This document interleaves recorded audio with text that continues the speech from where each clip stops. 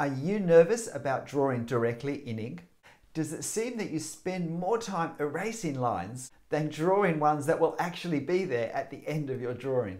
Would you love to develop a brisk gestural drawing style directly in ink, but fear of mistakes just always stops you from giving it a go? If any of these are you, or if you're just ready to start drawing directly in ink, then the 5 factors that I explain and demonstrate in this video will be just the tools you need to draw accurately but with expression directly in ink.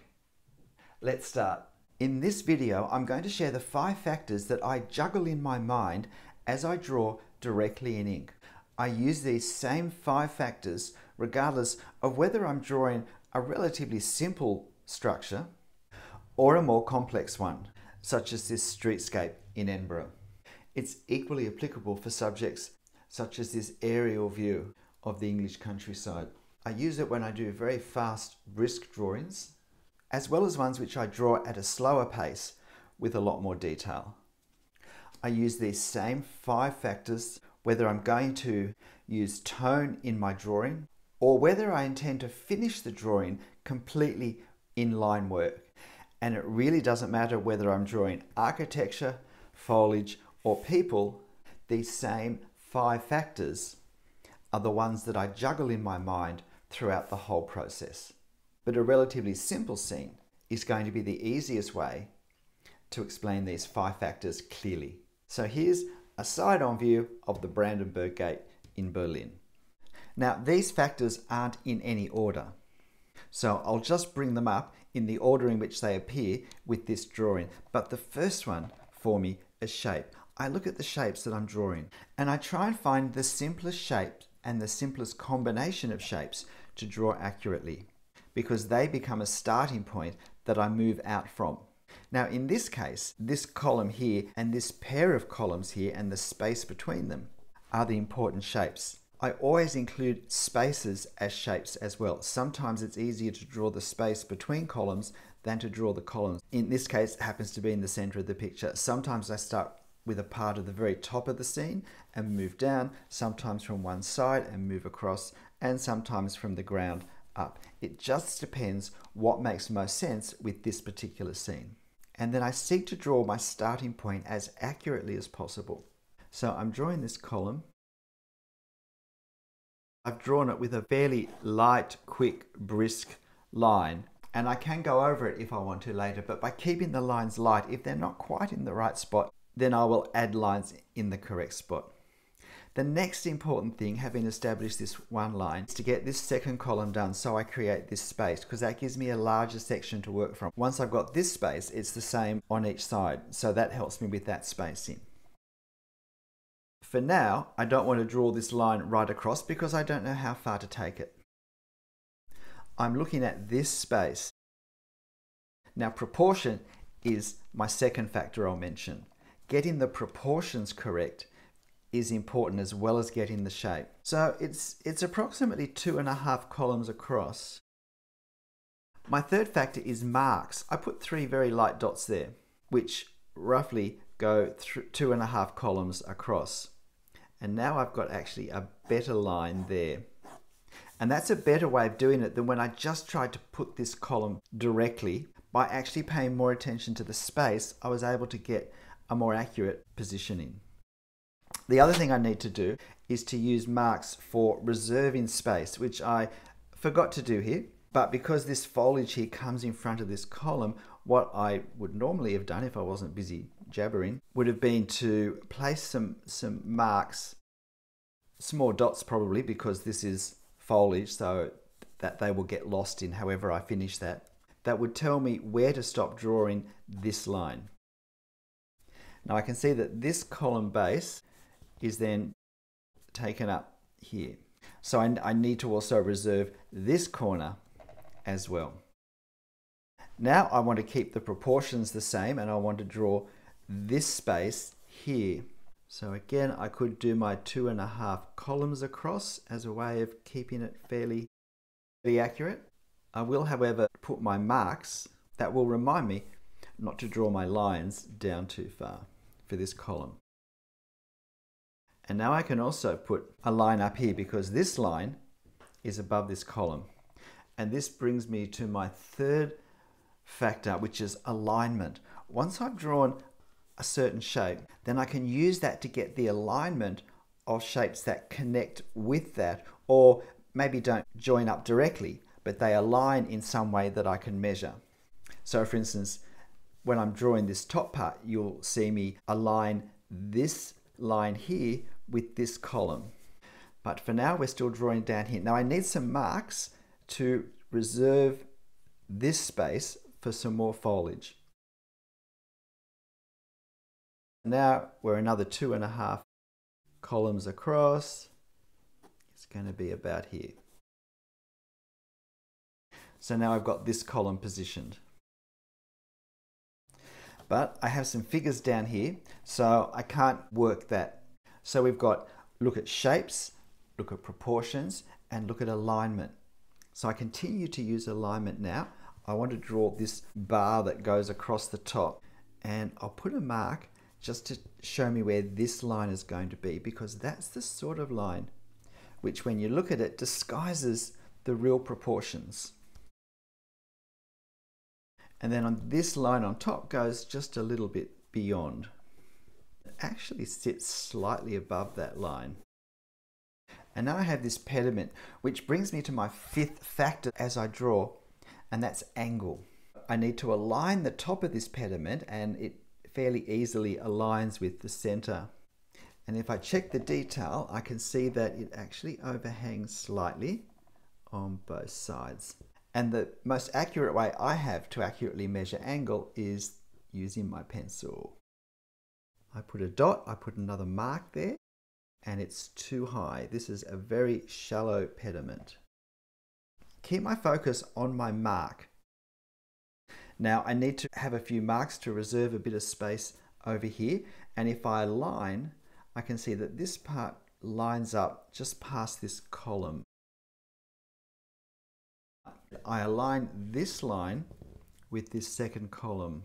Now I'm looking at this space here and trying to get a sense of this shape that's created and work out where do I put this line to create that sort of space.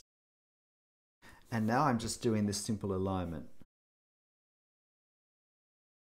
This section is probably 1.5 of these sections. How far across does it go? Well, look, I can see that this dark support line is just past there. And this line, it aligns just on this side of this. And that now will help me go up more accurately. Now I've got these, there is 1, 2, so these fall on each side again, alignment.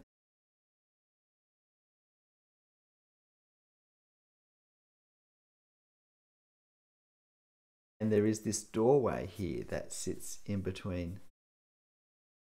Now I need to reserve this space again. I'm looking at these long, skinny proportions here.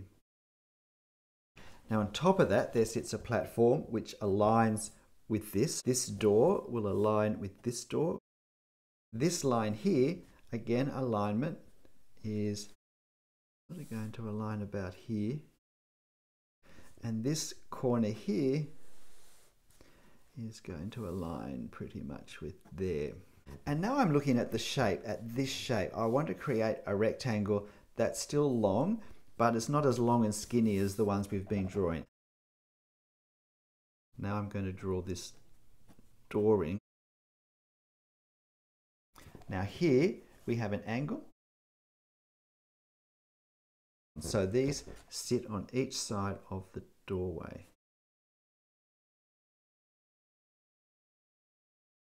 Now on top we have the quadriga, or what we can see of it.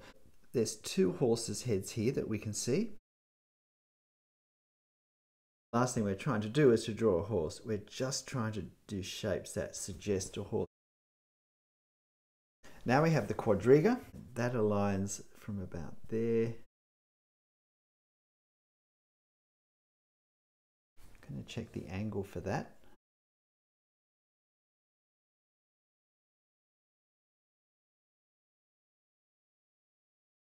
As we progress this drawing, I'm thinking of shapes. I'm thinking of proportion. I'm thinking of alignment, aligning things I haven't drawn with things that I have drawn. I'm thinking of angles, whether they're angles of pediments, whether they're perspective angles, the angles such as this standard. Using my pen as a measure often with those. And I'm thinking marks. I'm thinking, where can I put marks that will help me position things more accurately?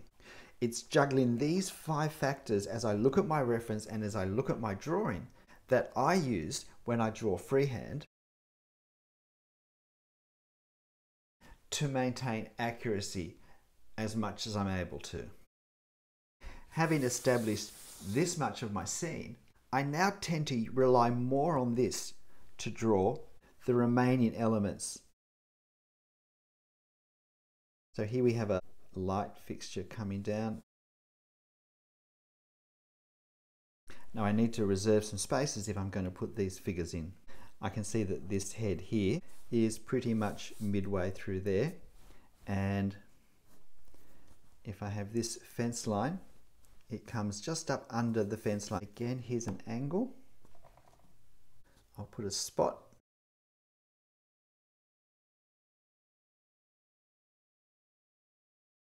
And we'll draw this lady on the other side of him.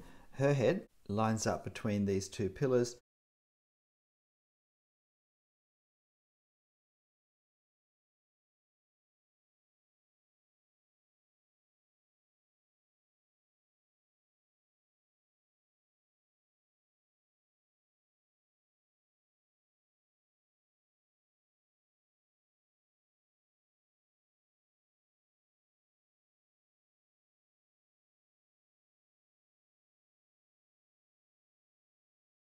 And this line, it aligns with the horse's eyes.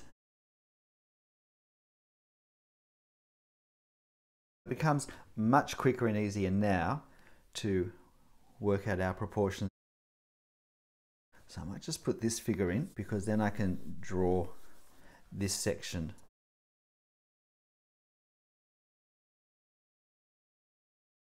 I want to put these 2 figures at least in, and this one in as well, to give a sense of the distance between the foreground and the main subject.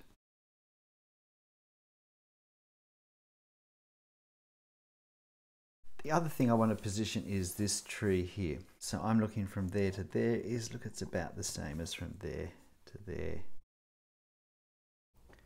And again, just a few marks to help me get it up to where it should be. The top of it aligns with pretty much the top of the quadriga. With trees, it is, I think, quite helpful not to draw a straight line because we can just position leaves over these gaps. That will help make the tree look more realistic.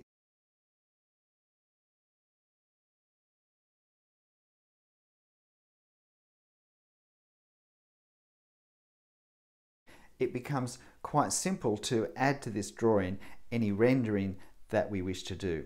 I might just position these windows though first.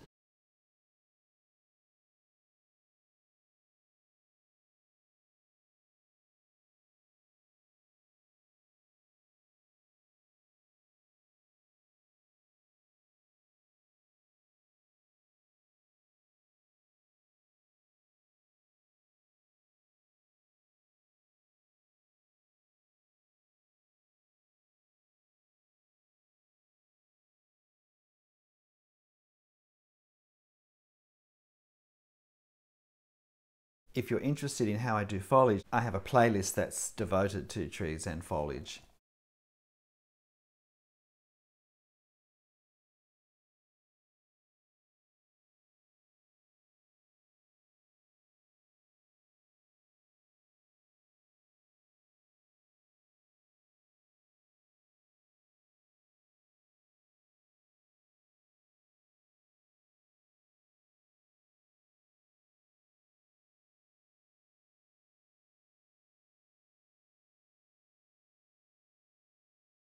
And here we have our Brandenburg Gate drawing. By utilizing the factors of shape, proportion, alignment, angles, and marks, even though I'm drawing directly in pen, I'm able to navigate a reasonably accurate outline type beginning, which I can then strengthen as the drawing progresses. And of course, the more I draw, the easier and therefore the faster it becomes to align, to check proportion, to see angles. So don't be afraid of drawing directly in pen. There is a wonderful briskness and freedom in line that we get when we're not caught up with thinking, if the line's not perfect, I'll erase it, and then checking to see if it's perfect and erasing it, and we end up having spent most of the drawing on lines which are no longer there at the end. There's a rhythm and balance in learning which lines to do lightly at what stage of the drawing. And of course, it's always different according to the scene that we're drawing. The choices we have to make as to the best shapes, the best proportions, the best alignments to start with depend very much on the scene we're looking at. So why not give it a go drawing directly in ink? Start to establish your drawing from the very first line. I'm Travers. All the best. Have fun. I'll see you next time. Bye.